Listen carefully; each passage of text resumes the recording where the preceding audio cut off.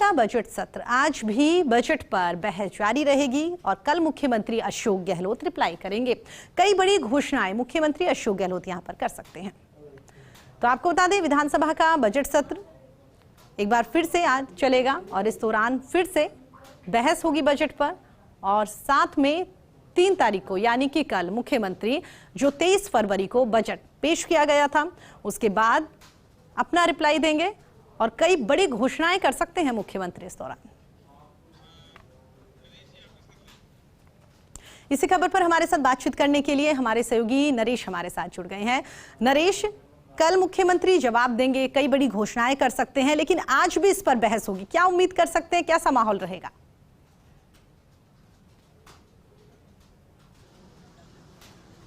प्रीति, देखिए 4 दिन की छुट्टी के बाद आज से फिर विधानसभा की कार्रवाई शुरू होगी। 11 बजे विधानसभा की कार्रवाई शुरू होने वाली है और आज चूँकि प्रश्नकाल होगा, शून्यकाल होगा, विभिन्न मुद्दे होंगे और उसके बाद बजट पे बहस भी होगी जो करीब 7 से 8 बजे तक चल सकती है।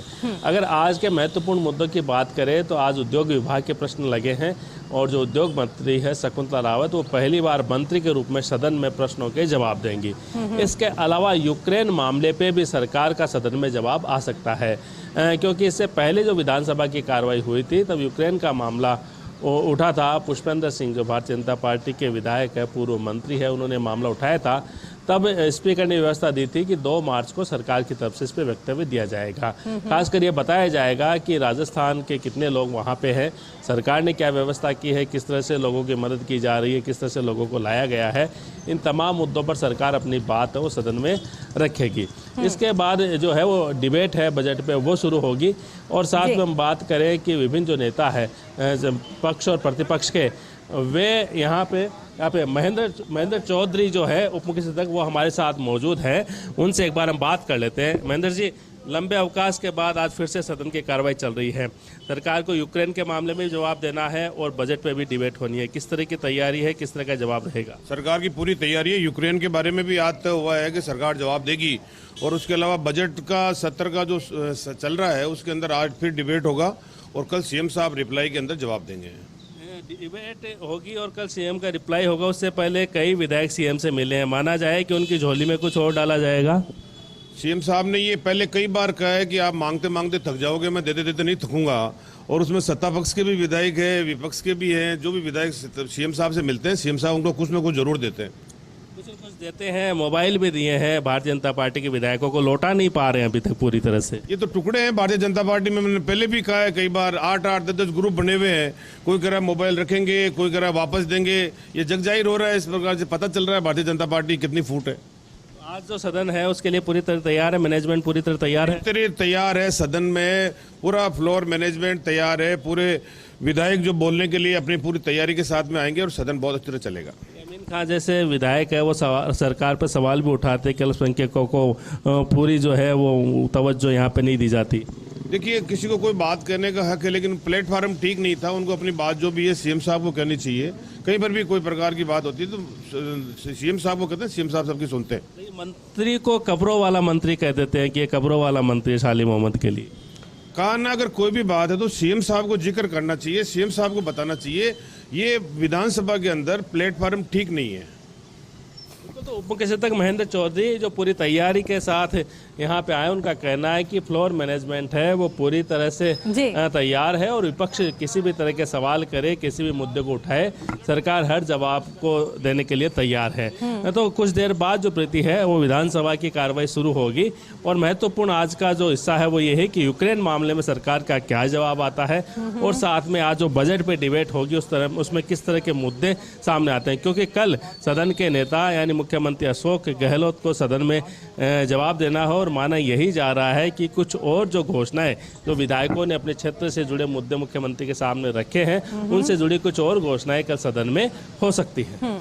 इसके अलावा नरेश, उम्मीद कर सकते हैं कि वाकई कुछ सौगातें, कुछ बड़ी घोषणाएं यहाँ पर मुख्यमंत्री अशोक गहलोत कर सकते हैं, क्योंकि जिस तरीके से अभी कह सकते हैं कि मुख्यमंत्री हमेशा ये बात कहते हैं कि जितना चाहे आप उतना मांग सकते हैं, आप मांगते मांगते थक जाएंगे लेकिन मैं देते देते यहाँ पर नहीं थकूंगा। तो कह सकते हैं कि उम्मीद, बजट तो यहाँ पर जारी किया गया, वो तो आम लोगों को रास आ ही रहा है, लेकिन उसके अलावा कुछ और भी फायदा मिल सकता है, कुछ और घोषणाएं हो सकती हैं आम जन के लिए।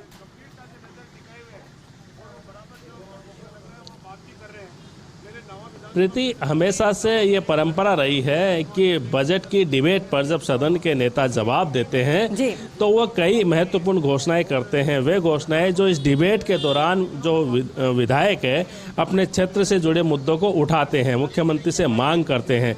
और कुछ विधायकों ने मुख्यमंत्री आवास जाकर भी मुख्यमंत्री से मुलाकात की थी, अपने क्षेत्र के कुछ मुद्दे गिनाए थे जो बजट घोषणाओं में घोषित होने से रह गए थे। तो माना यही जा रहा है कि उन विधायकों को भी मुख्यमंत्री जब अपना रिप्लाई देंगे तो उसकी सौगात दी जा सकती है। कई महत्वपूर्ण घोषणाएं, चाहे शिक्षा हो, चिकित्सा हो, ऊर्जा हो, उनसे जुड़े मुद्दों पर या सड़कों के निर्माण को लेके या विधायकों के अन्य जो स्थानीय मुद्दे हैं उनको लेकर मुख्यमंत्री कल सदन में इसकी घोषणा कर सकती है। एक तरह से कहे कि एक मिनी बजट की तैयारी है और सरकार के स्तर पर हुई है कि जो घोषणाएं बाकी रह गई है उनको कल बजट भाषण का जो रिप्लाई होगा, डिबेट का रिप्लाई होगा, तो उसमें मुख्यमंत्री अशोक गहलोत सदन में उनकी घोषणा कर सकते हैं। ठीक है, आप इस बहस पर अपने आचार्यवास मीडिया से मुखातिब हो रहे हैं, क्या कुछ कह रहे हैं सुनते हैं। लैपटॉप क्यों लिया, मकान क्यों लिया, सुविधाएं क्यों ली, अभी हमने 10 करोड़ की सड़कें दिए बीजेपी के एमएलए कांग्रेस के, तो बीजेपी वाले 10 करोड़ की सड़कें वापस दे देंगे। ये जो नाटक कर रहे हैं ना, ये नाटक बंद करो भैया। अखबार में छपवाने के लिए हम फोन वापस दे रहे हैं, तो थाने सौगंध है पुरानो माल भी वापस दो।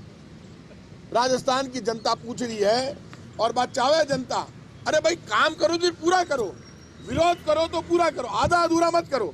बीजेपी के साथ दिक्कत क्या है, विरोध में भी ये इकट्ठे नहीं होते, विरोध भी पूरे मन से नहीं करते हैं, आधे अधूरे मन से करते हैं। एक जना देखता है इसको फायदा नहीं हो जाए, उसको नहीं हो जाए, इसी में लगे हुए। क्या हुआ इनके विरोध का, क्या हुआ इनके आरोपों का। एक दिन आरोप, राजनीति उसको कहते हैं कि राहुल गांधी ने राफेल का मुद्दा उठाया तो आज तक राफेल पर बोलता है, राहुल गांधी ने पेगासस का मुद्दा उठाया तो आज तक पेगासस पे बोलते हैं, और बॉन्ड का मुद्दा अशोक गहलोत ने उठाया तो आज तक वो बोलते हैं। ये तो एक दिन मुद्दा उठाते हैं फिर नया मुद्दा पकड़ लेते हैं। बीजेपी के साथ दिक्कत ये, बीजेपी को खुद को ही पता नहीं उसको आगे क्या एक्शन लेना है। जो पार्टी खुद आगे एक्शन उनका क्लियर नहीं हो, क्या होगा लीडरशिप में, क्या होगा, हमारा एक्शन प्लान क्या है, ये बैठकर एक्शन प्लान जो पार्टी तय नहीं कर पा रही बीजेपी कांग्रेस के खिलाफ। और जब से बजट आया है तब से मानसिक संतुलन बीजेपी के नेताओं का बिगड़ गया है। हमारे बजट के मुकाबले में यदि मोदी सरकार के बजट में दम होता तो ये बोलते, ये इसलिए नहीं बोल पा रहे कि मोदी सरकार का बजट फेल हो गया, गहलोत सरकार का बजट पास हो गया। जनता में जय जयकार लग रही है, धक्के लग रहे हैं, गांव में, गरीब में, खेत में, खलियान में, फुटपाथ में, हर वर्ग में, कर्मचारी, व्यापारी, मजदूर, किसान, विद्यार्थी सब जय जयकार लगा रहे हैं कि भलो कांग्रेस को तो बढ़िया बजट दिए है। इसलिए बजट से सीख लो।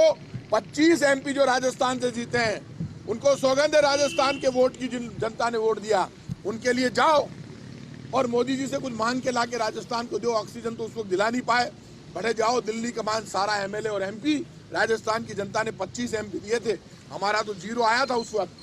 तो आप एमपी भी कुछ करके दिखाओ, राजस्थान को अलग से कुछ दिलाओ, आज तक तो दिला नहीं पाए। और हमने तो इस बजट में ये साबित कर दिया कि जनता का दर्द, जनता की परेशानी, जनता से किए वादे और राजस्थान को नंबर 1 बनाना हमारी मॉरल ड्यूटी है, उस पर हम काम कर रहे हैं। और बड़ा काम इस बजट में हुआ है, जनता में जय जयकार लग रही है। इसलिए बीजेपी के नेताओं का मानसिक संतुलन बिगड़ा हुआ है, वो इधर उधर की बात कर रहे हैं, लेकिन बीजेपी के लोग सच नहीं बोल रहे, काम की बात नहीं बोल रहे, लगातार झूठ बोल रहे हैं। देखिए यूक्रेन मामले में तो एक बात आप मानकर चलिए, 6 महीने पहले अमेरिकन जितने भी थे वो बच्चे निकल गए वहां से। भारत सरकार जिस तरह से कोरोना संकट के समय हवाई जहाज बंद करने में लेट हो गई, फेल हो गई, इसलिए पूरे देश में उस वक्त कोरोना फैल गया। तब पूरा देश चिल्लाता रहा, ये जो अंतर्राष्ट्रीय फ्लाइट्स आ रही इनको बंद कर दो, इंटरनेशनल फ्लाइट्स को इन्होंने बंद नहीं किया, लगातार कोरोना बढ़ता गया। अब की बार इनको पता था। आप ये बताइए, हमारी केंद्र सरकार की नीति और नीयत देखो, उनको ये पता नहीं कितना बड़ा युद्ध होने वाला है, वो खुद दिख रहा है। और वहां पे पहले प्लेन्स लगाते, सरकारी प्लेन जाते, अब इन्होंने एयर इंडिया को तो बेच दिया। इंदिरा जी ने टाटा से वापस एयर इंडिया को लिया था, इंदिरा गांधी जी, इन्होंने वापस बेच दिया। जो लोग देश की संपत्तियों को बेचने में लगे हुए हैं, और जहां अशोक गहलोत कह रहे हैं पूरा खर्चा मैं उठाऊंगा, केंद्र सरकार की क्या जिम्मेदारी नहीं थी? वो बच्चों को लाने के लिए स्पेशल प्लेन लगाती, बहुत सारे लगाती, 6 महीने पहले निकाल कर लाती और स्ट्रिक्ट आदेश करती। केंद्र सरकार लेट हो गई, इसलिए बच्चे वहां पर फंस गए।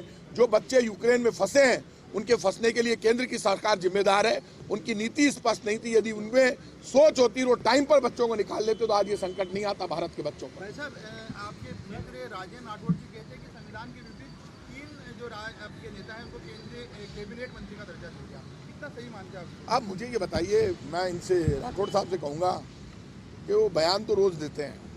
उन्होंने कहा मैं कोर्ट जाऊँगा, तो ये बता दें राठौड़ साहब कोर्ट एक तो कब जाएंगे, अब तक क्यों नहीं गए। आज के 15 दिन पहले उनका बयान मैंने आपके चैनल्स पे सुना था। अब उनको कोर्ट जाना चाहिए। राठौड़ साहब बहुत सीनियर आदमी हो, कम से कम कोर्ट जाओ। सिर्फ भारी बार बोलते रहते हो संविधान के विपरीत कुछ हुआ है, और आपको संविधान की इतनी चिंता है। जिस पार्टी ने सबसे ज़्यादा संविधान का अपमान किया, आज उस पार्टी के नेता आप संविधान की इतनी चिंता करें तो कोर्ट जाओ। सौगंध है, पतो पढ़ना चाहिए कौन गलत है और कौन सही है, लेकिन जाओ तो सही। भागवत कथा, हम तो क्या बात कर रहे हो। कांग्रेस पार्टी तो राम राज्य की बात करती है। जन कल्याण और विकास के आधार पर तो राजस्थान में काम हो रहा है। राम राज्य का अर्थ है जन कल्याण और विकास। और ये बात वो क्या करते हैं, हिंदू मुसलमान सिख ईसाई सबका हम सम्मान करते हैं, लेकिन इस पे कोई झगड़ा नहीं है। किसी हिंदू मुसलमान सिख ईसाई में झगड़ा नहीं है। हम तो राम भक्त हैं और राम का वंशज मानते हैं हम तो खुद। इसलिए भागवत का पाठ करें हमारे तो, हम तो गोपीनाथ जी के भक्त हैं सारे। काचरी आवाज में तो गोपीनाथ जी का ही इष्ट है, और जयपुर में ठाकुर गोविंद देव जी का इष्ट है, और यहाँ पे तो हिंदू मुसलमान सिख ईसाई सब मिलकर प्यार और प्रेम के साथ रहता है।